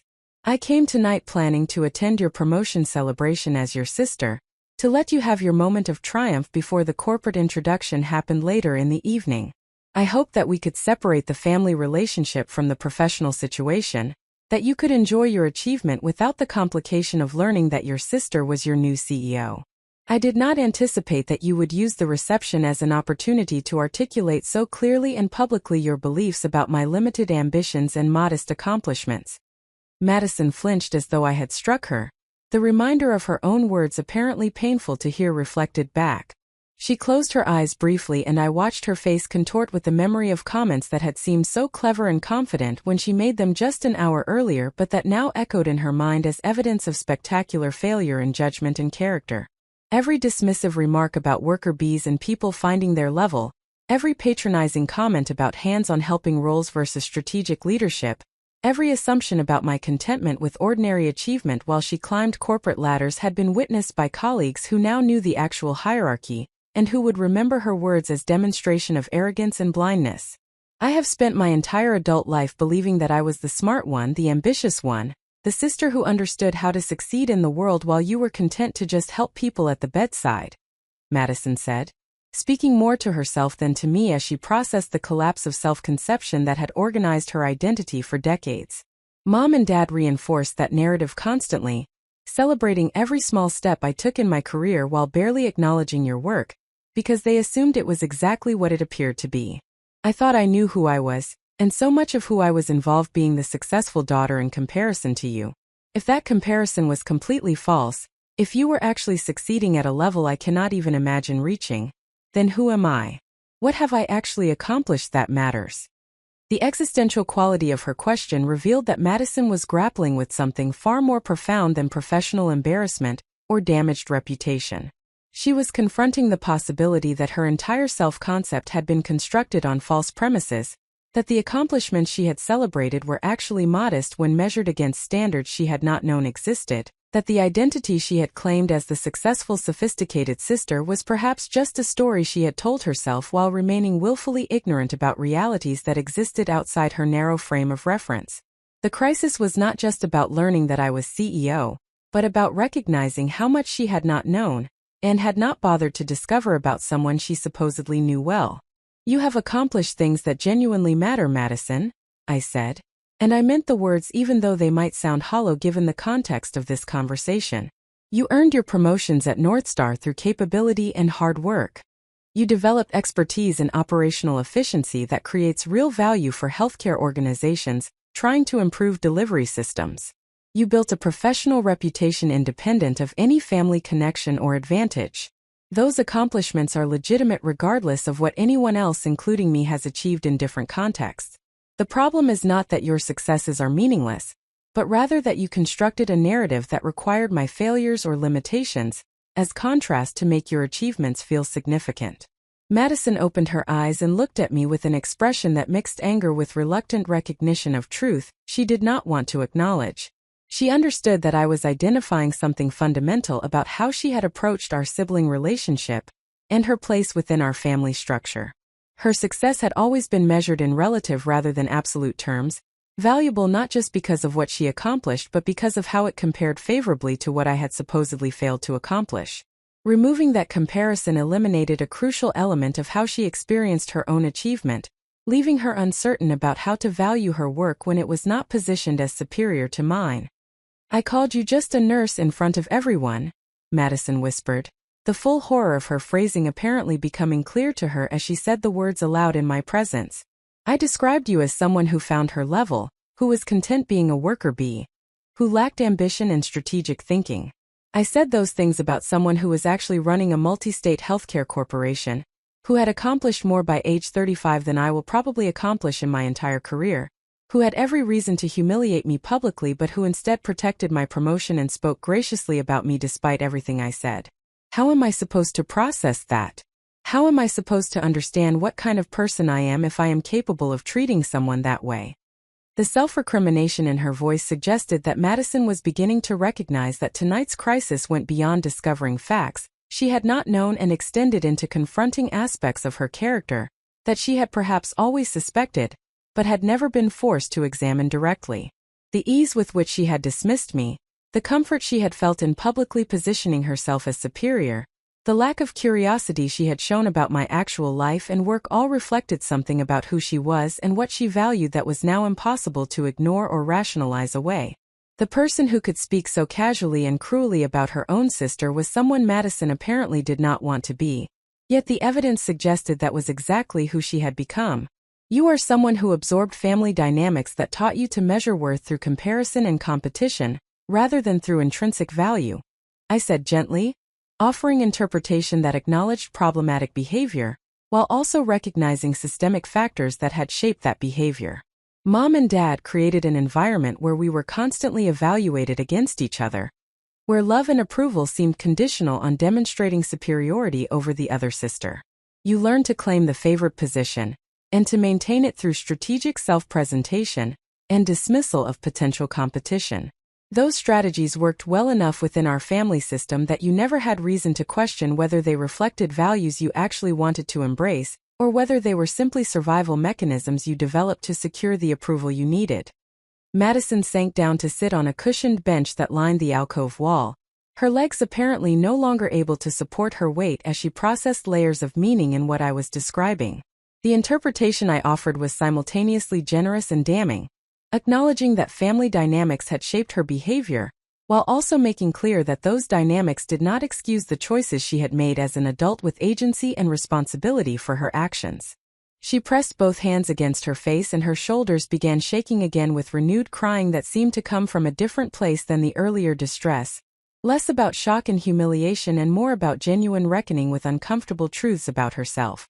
I sat down beside her on the bench, maintaining enough physical distance to respect her space but close enough to communicate that I was not abandoning her to process this crisis alone. We sat in silence for several minutes while Madison cried and I simply witnessed her pain without trying to fix it or minimize it or rush her through it toward some resolution that would ease my own discomfort. Clinical experience had taught me that some emotional processes cannot be shortcut, that people need time to move through difficult realizations at whatever pace their psychological systems can manage. Forcing premature resolution typically produces superficial compliance, rather than genuine integration of new understanding. I do not know how to fix this, Madison finally said, her voice muffled by her hands that still covered her face. I do not know how to face those 200 people who heard what I said, and who now know how completely wrong I was about everything. I do not know how to work for a company run by the sister I publicly dismissed as unambitious and limited. I do not know how to go home to Mom and Dad and explain that the daughter they thought was the successful one actually knows nothing about the family she supposedly belongs to. I do not even know how to think about myself anymore because everything I believed about who I am has been exposed as either wrong or based on information I was too self-absorbed to discover. The comprehensiveness of her crisis was evident in how she articulated the problem as existing across every domain of her life simultaneously. This was not simply professional embarrassment that would fade with time or family awkwardness that could be smoothed over with conventional social repair mechanisms. Madison was experiencing the kind of fundamental identity disruption that occurs when core beliefs about self and world are revealed to be false, requiring reconstruction of understanding from foundations upward, rather than simple adjustment of surface details. The magnitude of the work ahead of her was daunting, and her paralysis in the face of it was entirely understandable even if ultimately she would need to move beyond paralysis into active engagement with rebuilding. You do not have to fix everything tonight, I said quietly, offering the same kind of practical guidance I would provide to families facing medical crises that seemed overwhelming in their complexity. You need to get through the next few hours and then the next few days and then the next few weeks. You make small decisions about immediate steps rather than trying to solve the entire problem at once. Right now, you need to decide whether you stay for the reception or whether you leave and go home to process privately. You need to decide whether you want to have a longer conversation with me tonight or whether you need space before we talk more substantively about family dynamics and professional relationships going forward. Madison lowered her hands from her face and looked at me with red-rimmed eyes that held exhaustion and something that might have been gratitude for the simple clarity of immediate actionable choices rather than overwhelming existential questions without clear answers. She wiped at her face with the back of her hand, smearing mascara further but apparently beyond caring about appearance in this moment. The emerald dress that had seemed so important earlier now looked disheveled and somehow sad, like costume someone had worn to a party that ended badly. "I cannot stay for the reception," she said decisively, the first clear statement of intention she had made since my identity was revealed.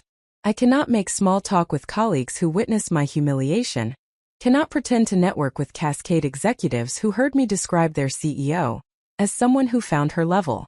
I need to leave here and go home and figure out how to begin processing what happened tonight. But before I go, I need to know whether you hate me now, whether tonight has destroyed whatever remained of our relationship, whether there is any possibility that we can eventually find our way to being sisters again in some form that acknowledges what I did and what you chose not to do in response." The question hung in the air between us, weighted with years of accumulated hurt and misunderstanding that had finally culminated in this moment of reckoning. Madison's eyes searched my face for some indication of whether the damage she had inflicted was irreparable, whether the sister relationship that had been strained for so long could survive this final catastrophic failure of understanding and empathy. I recognized that my answer would shape not just our immediate interaction, but potentially the entire future trajectory of our connection, as family members who would need to navigate complex professional and personal terrain for decades to come. "I do not hate you, Madison," I said, speaking with the careful precision that the moment required. "I am hurt by what you said and how you chose to characterize my life and choices in front of people whose opinions matter professionally. I am disappointed that you never asked questions that would have revealed information I would have shared if you had shown genuine interest, rather than making assumptions that confirmed narratives you preferred. I am frustrated that family dynamics taught us to relate to each other through competition and comparison, rather than authentic connection. But hatred is not what I feel, and tonight has not destroyed the possibility of rebuilding our relationship on more honest foundations if we are both willing to do the difficult work that rebuilding requires." Madison closed her eyes and released a breath that seemed to have been held since she asked the question, her visible relief suggesting that she had genuinely feared I might reject any possibility of continued sisterhood after what had transpired.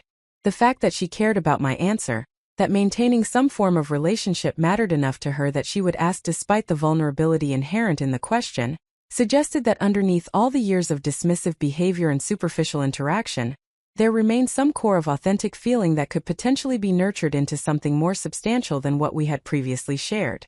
"I do not know how to do that work," Madison admitted, her voice carrying the exhaustion of someone who had been emotionally overwhelmed and was running on whatever reserves remained after shock and grief had consumed her primary resources.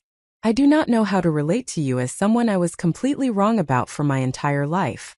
I do not know how to work for the company you run without every interaction being colored by the memory of tonight and what I said.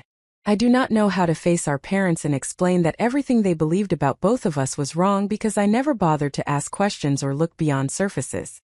I feel like I am standing in rubble of my own creation, and I do not know where to begin clearing enough space to even see what foundation might remain." The metaphor she chose was apt, capturing both the comprehensive destruction of her previous understanding and the daunting challenge of reconstruction that lay ahead. I appreciated that she was not minimizing the magnitude of the work or pretending that simple apology and goodwill could instantly repair damage that reflected decades of accumulated dysfunction in how we had related to each other, and how our family had structured relationships around competition rather than collaboration. The recognition that rebuilding would require sustained effort over extended time represented at least the beginning of mature engagement with reality, rather than magical thinking about easy solutions to complex problems. "The work begins with honesty about what actually happened and why it happened," I said, drawing on both clinical experience with families navigating crisis and personal understanding of our specific history and dynamics. We need to acknowledge that our family created an environment where you were consistently favored, and I was consistently dismissed, and that those patterns shaped how we learned to relate to each other. We need to recognize that I contributed to tonight's situation by withholding information that would have allowed you to understand my actual life, rather than assumptions based on incomplete data. We need to examine why you felt comfortable publicly diminishing me, and why I felt unable to correct family narratives that position me as less successful or accomplished than you.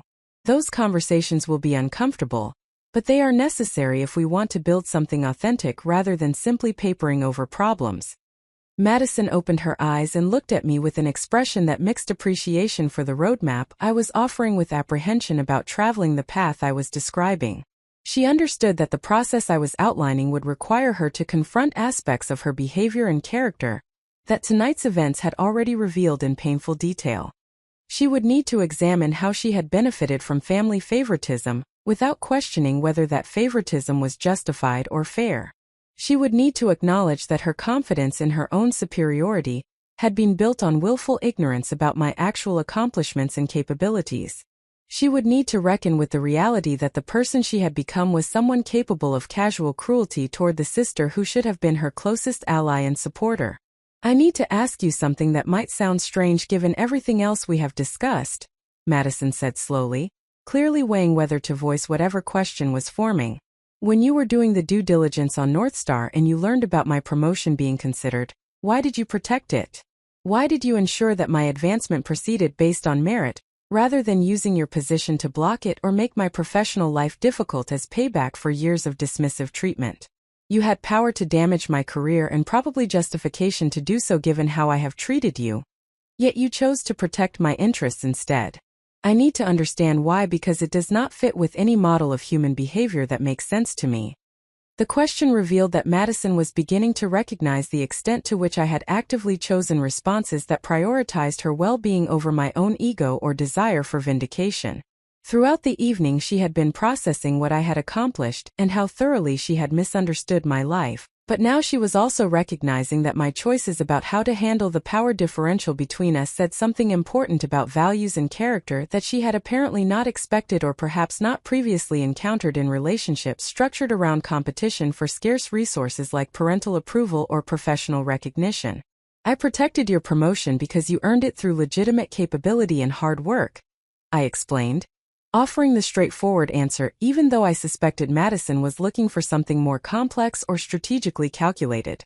Your expertise in operational efficiency is genuine and valuable. The fact that we have complicated family dynamics, and that you have consistently underestimated me does not change the objective reality that you are good at your job, and that North Star made a sound business decision in advancing you to senior leadership. I could have interfered with that decision using my position as incoming CEO, but doing so would have violated principles I believe are essential to leading organizations effectively. Personnel decisions must be based on professional merit rather than personal relationships or politics, and I needed to model that principle from the beginning of Cascade's integration of North Star. Madison studied my face as though trying to determine whether I was telling her the complete truth or whether additional motivations existed beneath the surface explanation I had offered. I understood her skepticism because the behavior I was describing ran counter to how our family had typically operated, where competition and strategic advantage were valued over fairness and principled action. In the family system we had grown up within, the person with power used it to advance their own interests and to settle scores with people who had treated them poorly. My choice to operate according to different values represented a rejection of that model, and Madison was apparently struggling to integrate this information into her understanding of how relationships and organizations function. That principle matters more to you than the satisfaction of making me pay for how I have treated you, Madison said, speaking the words as statement rather than question but with a tone that suggested she was still processing the implications.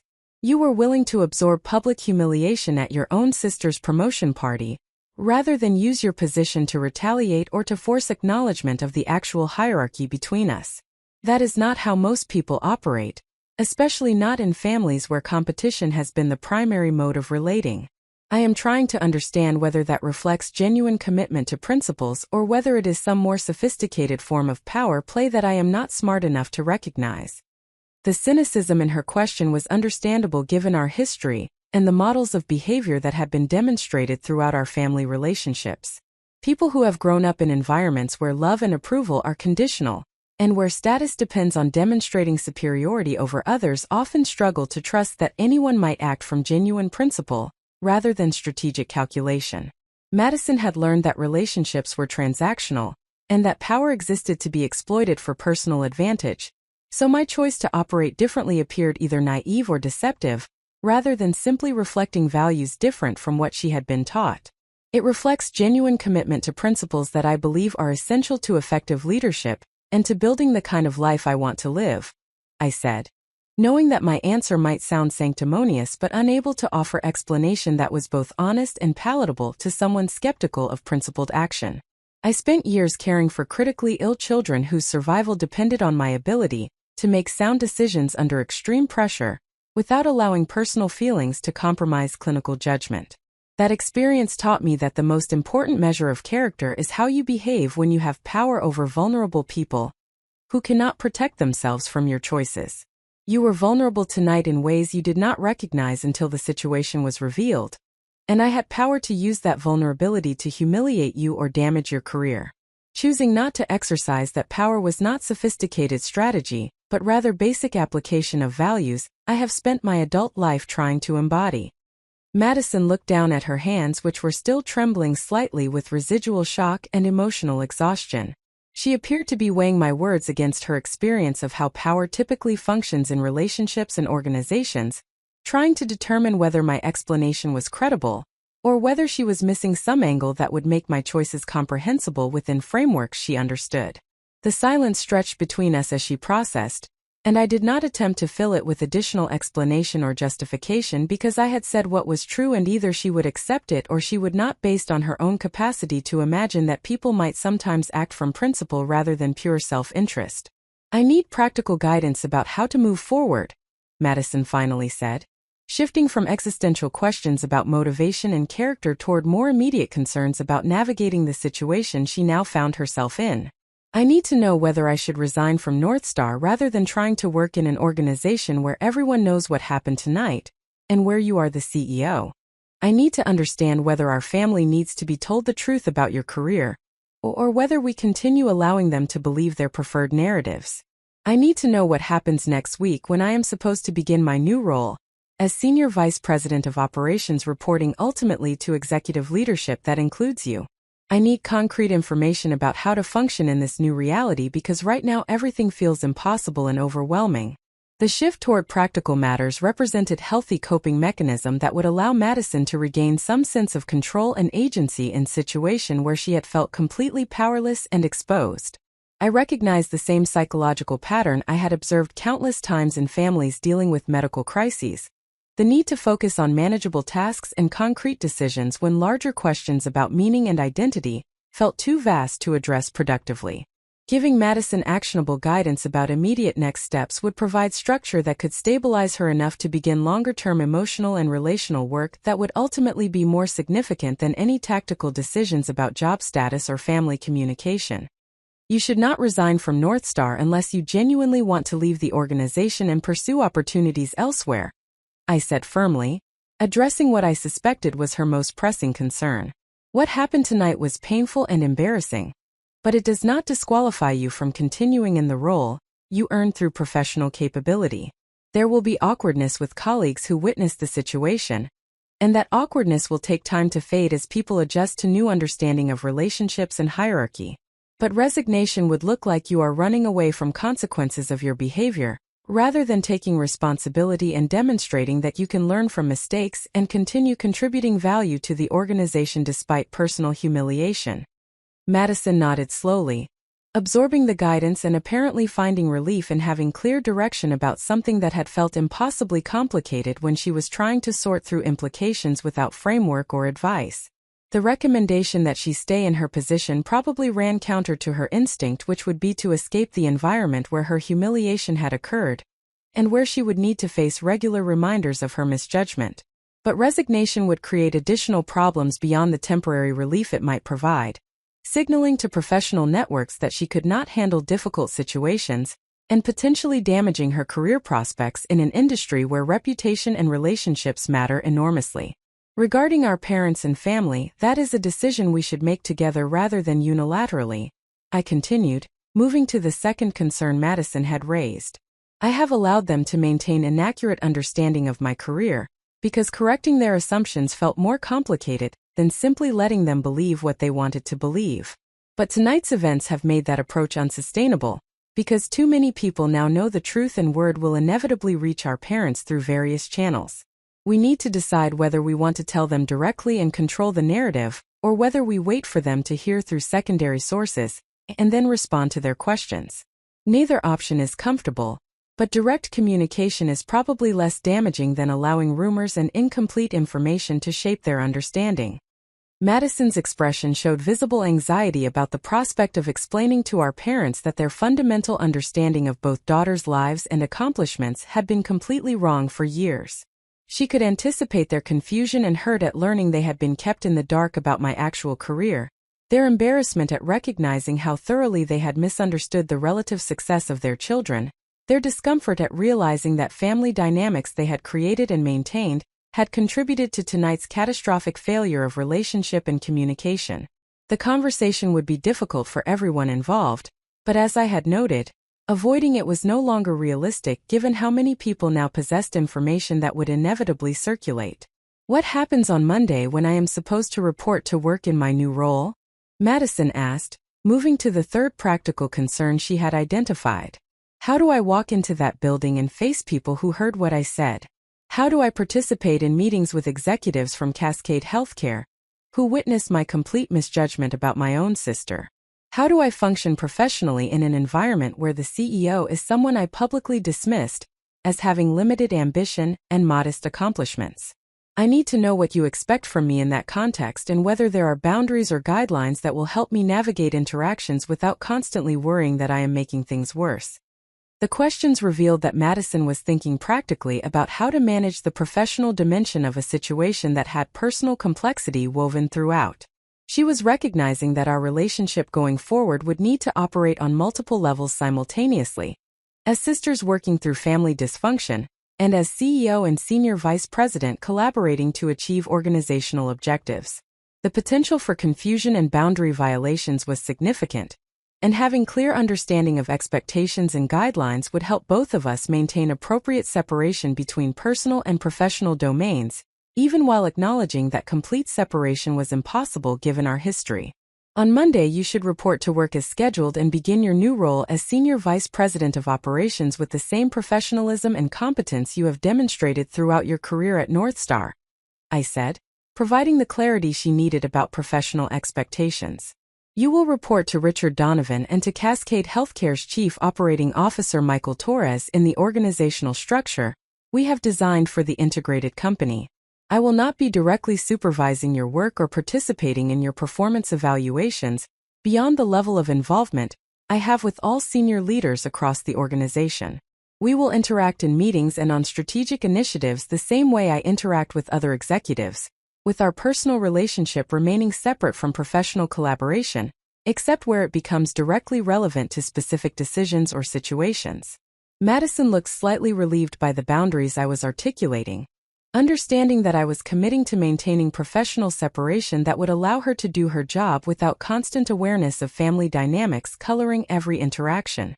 The structure I described would still require her to demonstrate competence and leadership in organization where many people knew about tonight's events, but it would not force her into direct subordinate relationship with her sister that would make every professional interaction fraught with personal history and emotional complexity. I am going to leave now, Madison said, standing slowly from the bench where we had been sitting. I need to go home and process everything that happened tonight and begin figuring out how to move forward with some semblance of dignity and purpose. But before I go, I want to say something even though I know words are inadequate for what I need to express. I am sorry for how I treated you tonight, and for all the years of dismissive behavior that preceded tonight. I am sorry for never asking questions that would have allowed me to know you as you actually are rather than as I assumed you were. I am sorry for participating in family dynamics that positioned us as competitors rather than allies. I cannot undo any of that, But I want you to know that I recognize the harm I caused and I am committed to doing better going forward. The apology was more comprehensive and thoughtful than I had expected, suggesting that Madison was already beginning the difficult work of examining her behavior and taking responsibility for choices rather than deflecting blame or minimizing impact. Genuine apology requires acknowledging specific harms, taking ownership of actions that cause those harms, and committing to changed behavior in the future. Madison had included all those elements in her statement, which indicated that despite the shock and grief she was experiencing, she retained capacity for moral clarity and willingness to face uncomfortable truths about herself. I appreciate your apology and your commitment to doing better, I responded, accepting what she had offered while also maintaining realistic expectations about how much could be resolved through single conversation or simple statement of intention. The path forward will require sustained effort over considerable time, and there will be setbacks and difficulties as we both learn new ways of relating to each other. But I believe you are capable of that work, and I am willing to invest in rebuilding our relationship on more honest foundations. We are sisters, and that connection is worth protecting even when it requires confronting painful realities and making significant changes to patterns that have existed for decades. Madison nodded, her eyes filling with tears again as she absorbed both the acceptance of her apology and the realistic assessment of the work ahead. She reached out tentatively as though uncertain whether physical contact would be welcome, and I closed the distance between us to embrace her in the first hug we had shared that felt genuinely warm rather than obligatory and longer than I could remember. She held on to me tightly for several seconds before pulling back and wiping at her face one final time. "Thank you for being more generous than I deserve tonight," she said quietly. "I will try to earn that generosity through my actions rather than just my words." Then she turned and walked toward the exit, her posture showing exhaustion but also perhaps the beginning of determination to face the consequences of her choices with whatever courage and integrity she could summon from resources that had been severely depleted by the evening's events. Up next, you've got 2 more standout stories right on your screen. If this one hit the mark, you won't want to pass these up. Just click and check them out. And don't forget to subscribe and turn on the notification bell so you don't miss any upload from us.